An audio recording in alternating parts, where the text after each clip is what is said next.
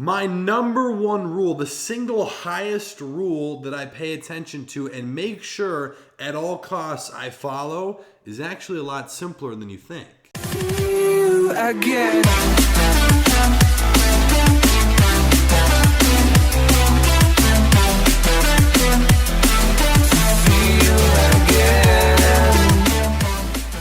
Hey, what's going on everyone? Hayden here, coming back at you with a brand new video. And in this one, we're actually joined by Donnie. Yes, named after the legendary character in Wolf of Wall Street. I adopted a puppy. Maybe I'll make a video of him doing e-commerce or something. But in this video, while he is distracted with his bone, I want to explain something really fast that kind of has two parts, or at least I'll break it down into two parts. Now, this is a concept that I'm sure you're already familiar with. You've definitely heard it in some form before. However, I want to relate it to e-commerce and explain why this is so crucial, because no matter what stage of e-commerce you're at, I'm sure there's people watching this who don't even have an e-commerce business, but they're considering it. And I know for a fact there's people who watch this who make 6 figures a month, okay, maybe more. So that's why I want to break this down for you, because no matter what stage you're at, I still have to deal with this, okay? Now, before we get into the rule, I want to go through something really quick just to take a quick poll, okay? Let me know in the comments down below if you guys want me to do a live stream. I'm thinking this coming month in October,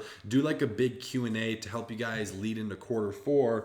Oh, what's going on, buddy? To help you lead into Q4 very strong, right? Come out of the gate swinging, make sure you can get sales, start scaling your business, or get something up and running if you're just getting started. So if you want me to do like any sort of Q&A, I'm thinking about it. Maybe you guys could bring a list of questions and we could go through it and just do it here on YouTube. I am totally open to the idea. Just let me know if I should do that and what you would want to focus on specifically in the comments down below. And while you're down there, make sure to drop a like and subscribe. I'd appreciate it. Now, let's jump right in. This number one rule, and stick with me because again, I'm going to break it down in two ways that this relates to e-commerce, because it is more of a common thing that people tend to say, but it makes a lot more sense for e-commerce. The number one rule is, drumroll, emotional attachment. Okay, this is really simple, and I'm going to explain again the two ways of how it relates to e-commerce specifically. You've probably heard about this, but I'll tell you why this is detrimental to your success if you have issues with this. Now, naturally as a human, some people are more, some people are less, but you are going to have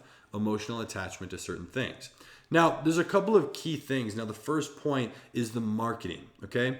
I'm going to tell you this straight up. If you're running a Facebook ad, it's running at $10 a day, and it's day 6, it's spent $61.38, and you still have no sales. Look, I'm sorry, buddy. It's time to turn that ad off. Because as much as you want it to work, if it's not working already and you've learned how to run your ads properly, you've gotten things going and it's just not working for you, then it is definitely time for you to just drop it. Stop putting money into something that's not working and just move on to the next thing. Now, I carry this with me so strongly, and I have it in my little notebook of things that I follow with e-commerce in case I ever, have a very bad month, or I'm trying to something just not working. I stop for a second, take a step back, and I look back through my list of things that, have costed me a lot of money by not following. So I want to make sure that I'm always staying on track. Now, with the marketing sense of things, it really doesn't matter what you're doing from a marketing perspective, because if you're doing it too many times and it's not working, you should definitely change your approach entirely. Your tactics should be completely different, okay? So from a marketing perspective, this is very much so just the daily ad spend. Whether you're doing Google ads or Facebook ads, if it's not working, if it's at break even and just kind of sucking in your product cost, this guy's running all around. What are you doing? But if it's just sucking up, your money, basically your cash flow, especially if you have a limited budget, it is definitely time for you to go ahead and just turn off those ads, okay? Now, the second point inside of here is massive as well, because it relates to what you're marketing. So this is actually your product. And this is more of the point where everybody's going to struggle with this, especially if you are just getting started. So let me know in the comments down below if you have not yet started e-commerce, or if you're on your first store, maybe your first product. But I understand, because I've been in this situation, if you are just starting e-commerce, you've put a lot of time into learning how to build a store. You've built it all out. You think it looks good. You have a product that you think is going to be a winner, but nothing you're doing is working. Any of your marketing, nobody likes it. You're just not getting sales, and the entire product is not working.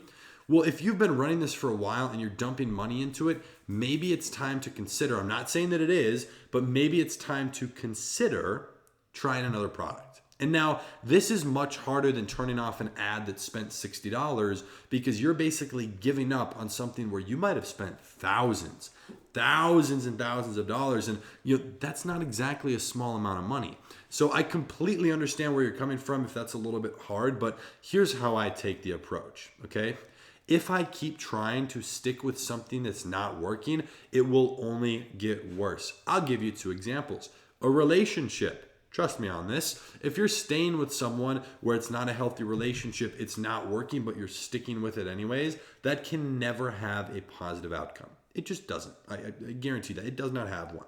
Now, second one, think about stocks, okay? If you are a stock investor, as an example, okay? You're someone who invests and you hold, not just a day trader, but you're invested into a company, right? There's a reason you're buying it. But it is going downwards and you're betting long, right? You're believing it's going to go up and you've put your position as such.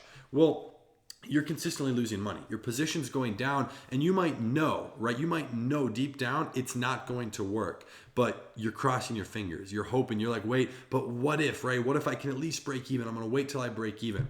I've seen this over and over again. I have a lot of friends in the stock space where they essentially are just holding on to something. It always bites them in the ass. You're holding on to something that's not working. It is much better to just take that small loss and continue moving on. Now, again, this is very hard to do. It's an emotional thing, which is why you don't want to be emotionally attached. It is hard to lose money, especially if you have a small budget. I understand because I was there. I literally brought it to the point where I had $300 left. I started with $5,000.